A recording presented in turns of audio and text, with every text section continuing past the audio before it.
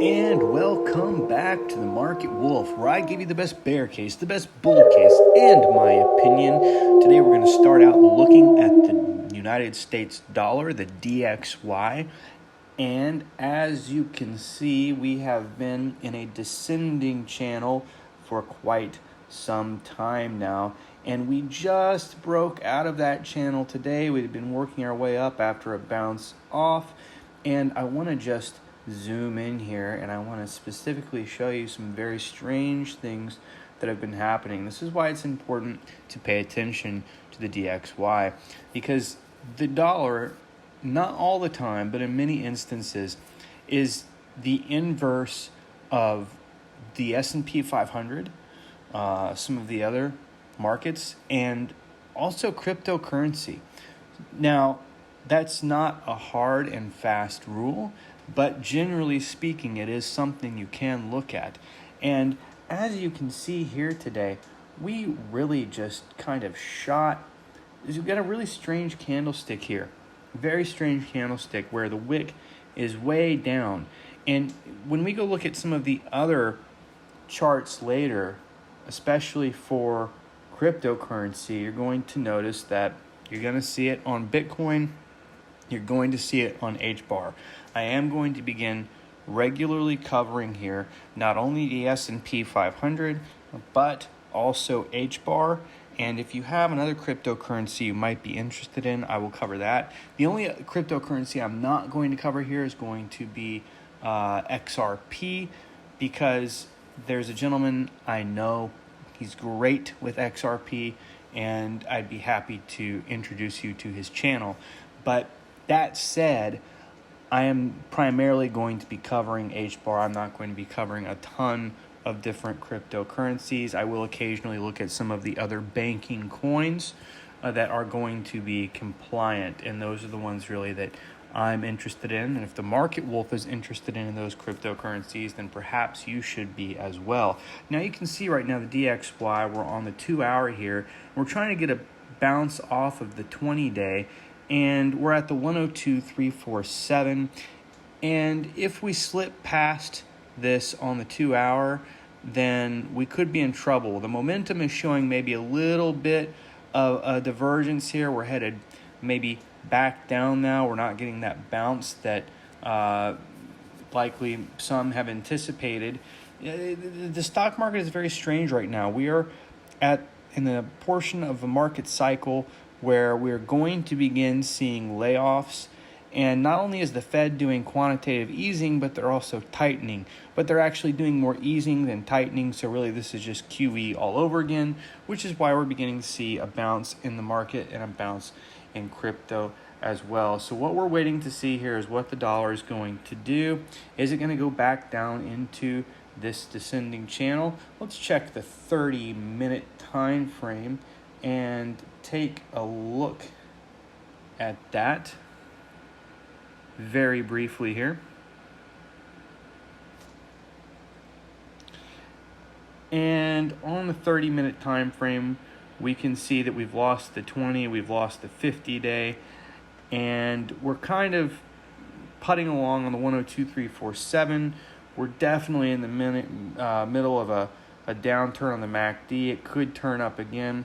There's still room to go down on the RSI, although, that could go back up. It's tough to tell with the dollar since you don't have volume on this indicator, but you can get a general idea from the RSI and the MACD about what might be happening. And so we'll have to wait and see. You can see we're also getting ready to hit this next orange fib circle here. So we'll have to see if that gives us a bounce up. Do we ride it down? We'll have to see. The dollar seems to be in a little bit of a limbo state right now. I'm going to give you a broader case on the dollar later. We're going to zoom out on the next episode and take a very broad look at the dollar, because there's some things I want to show you historically that have been going on. I do want to check out the dollar on the 1 hour just so we can get maybe a better idea of what might be happening, because it seems to be right now in between the 2 hour and the 30-minute. Looks choppy. We could just see some chop back and forth and some sideways action here. Yeah, it's not looking great on the hour either. Definitely kind of in the middle of a move to the downside, perhaps. So I would expect this to continue, the dollar to continue to move down, probably to roughly the 102.14. We may get a bounce there and perhaps ride that fib circle back up, or it might just break through. We lose that. We fall back into this descending channel, perhaps somewhere at the, let's see, maybe it's not going to cooperate with me. I need to get a stylus. Roughly the 101.984. So that's what we're going to be watching for there. That's probably where it will fall back into that channel if it does. So that's what we're keeping an eye on. And let's now take a look at the S&P 500 before we check crypto, because I want to show you on the S&P 500 just a couple things we're looking at here. Again, the inverse of the dollar in a sense. And on the S&P 500, you can see that we've been flagging out here for quite a while since we had that massive move up to the 412.14, just above that, rode that a little bit. Couldn't get above the 412.93. We really need to get in that channel between those two areas of price. And so right now on the hour, we definitely have the full bullish divergence on the EMA lines. It looks like we could be attempting to work our way up to complete a cup at the 412.14 and perhaps go higher from there. There is still room to go up on the hour. We are in the middle of a cycle to the upside on the MACD as far as our velocity goes. And I want to take a look at the 2 hour and see what we've got confirmation on, what we don't have confirmation on. And I'm also going to check the 4 hour. The 2 hour is looking excellent, and there is still major move. There's plenty of room to run up on the 2 hour. The MACD is just now taking a turn to the positive. This is a good sign. I see a full bullish divergence. Volume is not terrible. Definitely have a little bit of chop with the incoming volume, but it's increasing. So that's a positive sign. And let's take a look at the 4 hour.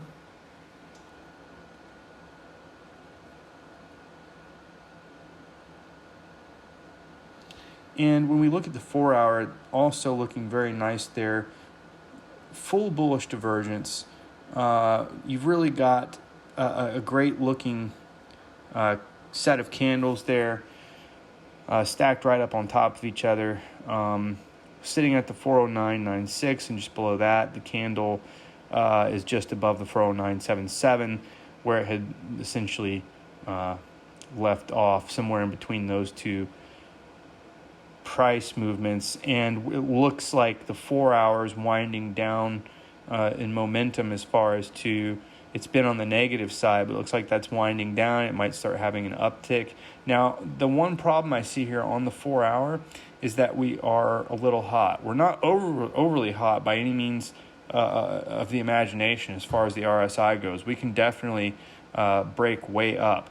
But just keep in mind that we are above the 50 on that. We're roughly above the 60.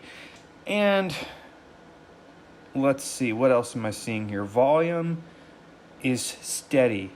Incoming volume, outgoing volume, very steady. That's why we've got that chop. Slightly less volume came in on the last 4 hour candlestick when we're looking at negative to positive there. But I think what we're going to begin to see is another uptick. I really think that the bull case will play out here tomorrow to begin, more than likely. Now remember, it depends on what the dollar does. If the dollar has a massive move to the upside, early morning hours, we could have a big gap down on the S&P 500 first before we continue upward. My suspicion is the dollar will fall back into that descending channel, but not necessarily. So I think as far as the bear case goes on the dollar, though, on the S&P 500, I would take you back to the 30-minute, and I would just say keep an eye on that 30-minute time frame. And if we break down past the red 20-day moving average right there, then you might definitely see some issues and some further breakdown and retracing to the downside, perhaps to the 406, somewhere in there. I don't think on the S&P 500 we're going to have a total breakdown yet, although we do have some gaps to fill, especially at the 403.87 and also at the 455. We're going to have to come back and probably double tap that 455 cent at some point on the SPY. So do keep that in mind. That is your bear case. And we have a massive gap at the 39649. And here's what I want to say about this. I do believe we're going to see a bull case continue to play out, at least for a little while. That's my opinion. But here's the thing, okay? I think this is probably the last hurrah. This is going to be a massive dead cat bounce. People are going to think good times are back and the market's back and we're ready to roll. And then when we really hit that downturn at the bottom part of this market cycle where layoffs begin, I think that's going to have a massive negative effect on the market overall. I think you'll even see gold drop initially. You'll see Bitcoin drop initially. And then we're going to have a bounce back in the gold market because everybody's going to run to safety there. So that's something to keep in mind as well.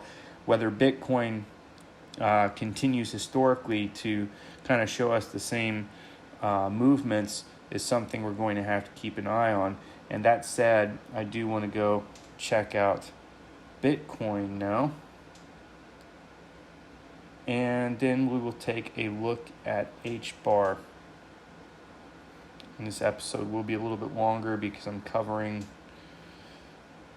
all of these different ideas today.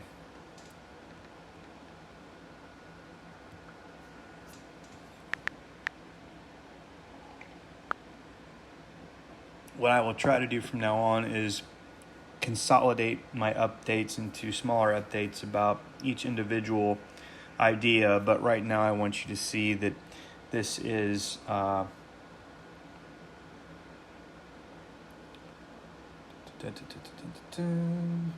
are we not seeing it? Where is my Bitcoin chart? It's hiding from me. There it is. Okay. So I'm also going to do an episode where I cover specifically gold and really a history of that so you can see what's happening, because gold, I think, is going to be a very important investment. That said, we see that Bitcoin has had just a massive move up. Down at the around the 28,121, it consolidated between there and the 28,492, and I watched it, and it went into repeated symmetrical triangles. And the longest set of symmetrical triangles that took place was really between the 27710 and the 28121. Just unbelievable repeated symmetrical triangles. And I expected it, as the volume just looked awful back there. You can see how just terrible the volume was back here. But then, we start to see this increase and this move up, and we really had some good volume come in here, and that can definitely move the market when that volume starts coming back in and the dollar really starts to break down. The bad thing about the weekends is you're flying blind. So I really thought this past weekend I expected to see a breakdown here, and then we get back into the DXY, and it did have a move up today, but then it also had that weird candlestick where it was just a major shot down. And then you see that here on Bitcoin, but especially on Hbar, you'll see that there was a beginning of a drive up once that starts to happen. So I had this Fibonacci circle sequence on here way back here. I charted that out right when this started, and then you see we chop between the 28121 and the 28492, and then it really gets a hold of that 28492, and it just takes off on that fib circle. Boom, up to the next fib circle, rides a little bit. Boom, up to the next fib circle, rides in there a little bit, and just continues all the way up to the top of this fib circle using these Fibonacci circle lines as support. Now, this is a shorter fib circle. I don't always draw these on, but I've begun to do that a little bit more lately. And so now we're flagging here, just massive bull flags. And the question is, can this continue? Well, it really depends on the DXY. And I'm going to tell you right now, there's some strange things happening in the market. There are things going on in the market right now that I'm honestly a little bit confused about. The wolf is not entirely on the scent, but I do know the overall market picture as far as where we're going, and it's not good. So remember, gold and silver are your friends. Perhaps some cryptocurrency is your friend. You decide what's best for you. Obviously, don't put all of your eggs in one basket. There's a reason for that. I've started farming eggs, and I can tell you why you don't put all your eggs in one basket. Because if you put all your eggs in one basket, sometimes you drop the basket, believe it or not, especially when you're trying to navigate around a ton of chickens. It's kind of fun to see where all these farm phrases come from now that I've gone into chickens. So that's been interesting. But yeah, you'll drop your basket, you'll break all your eggs, and yeah, then you got no more eggs. So don't put them all in one basket. We can see here on the 30-minute, there is a decrease in the incoming volume. That's to be expected. We need to flag and cool down here. I really suspect we're going to have to come down and double tap somewhere. I anticipate coming back down perhaps the 29,194, and then maybe we're putting on a shoulder here, and then we'll get ahead, we'll move higher up, and then we'll put on another right shoulder perhaps. We'll have to see how this plays out. That's not necessarily the direction that we're going, but it's just a possibility. We also have this larger fib circle here that's been running from way back here a while back, and so that's something to keep on an eye on as well. Let's take a look at the 2 hour and see what we've got as far as confirmation goes, because this bullish divergence on the 30-minute is just obvious, and I think we've got to have confirmation on the 2 hour. Surely, yes, we do. The real question is going to be, do we have it on the 4 hour? And again, you can see the volume here decreasing. We need to flag. That's fine. We need to cool off. I mean, the RSI is just like up massive, right? And we see cooling on the MACD as well. That's to be expected. That's what we want. We need some healthy pullback to maintain this position. Let's take a look at the 4 hour, because I think that's going to tell us a lot more. And yeah, look at that, the volume, incoming volume. So we've got increasing price, decreasing volume. Of course, that tells us that we're going to be flagging out here soon, and this is going to possibly be coming to an end after it cools. To keep going up would just be incredible right now. It's possible. It's certainly possible. But if you want to maintain this level, we haven't been here in so long. It's been a long time since Bitcoin's been up this high. So we really do want to see some healthy pullback, some structure build before we really ascend here. But boy, if it takes off, I tell you what, be ready to watch and see, because it's going to have a massive pull back down at some point to double tap something somewhere and get some support. And that's an area where you want to look at selling and then getting back in later. Okay, so let's take a look at the Hbar.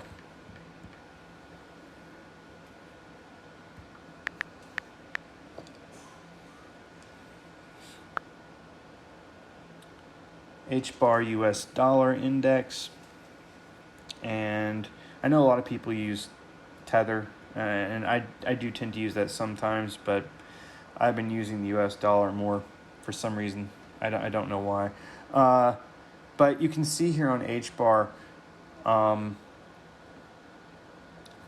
it's been pretty consistent about giving us some action as it crosses these fib circles. We're going to have to see, we're hitting this orange fib circle right now, so we'll see what that means here on the 4-hour chart.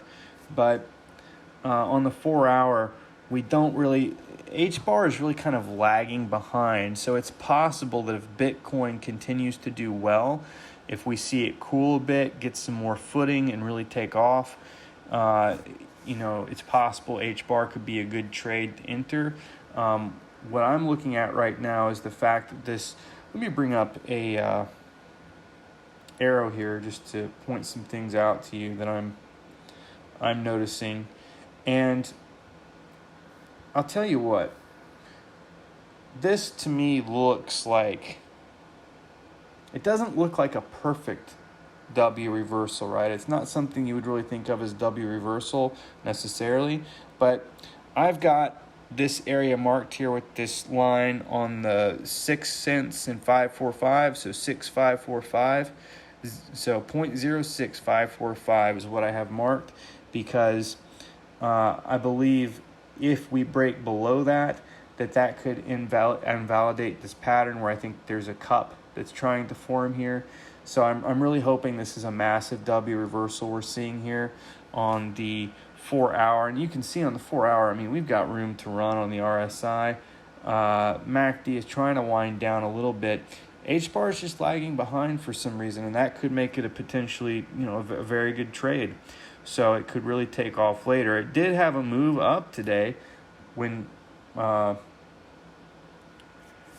Bitcoin moved, but all right, so on the 2-hour, we're seeing the beginnings of what's trying to happen here, which looks like, we're trying to maybe get a bit of a bullish divergence going here. We see the 20 crossing the 50, and perhaps that will continue.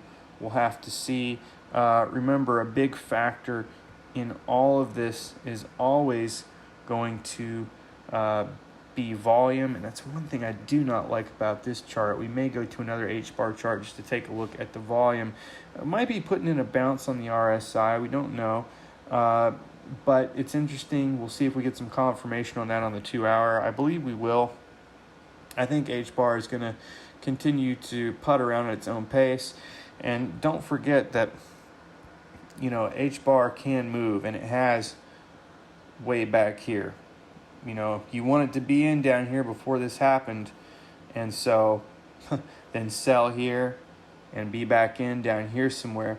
Now, if you're a long holder, you just write all this out, maybe buy some more here in this order block and just wait. And if you compile a lot, maybe at this cup right here, if you come up here and complete a cup at the roughly the 7764, perhaps you sell there, perhaps you sell just a little bit earlier, maybe on the 7665, and you make a little profit and then wait for this thing to play out. You might wait and see if it goes higher. We'll keep an eye on it. We'll see what's going on. But I want to switch my chart on Hbar though, because I'm not happy that one does not contain the volume. So I'm wondering if the tether chart will. We'll take a look.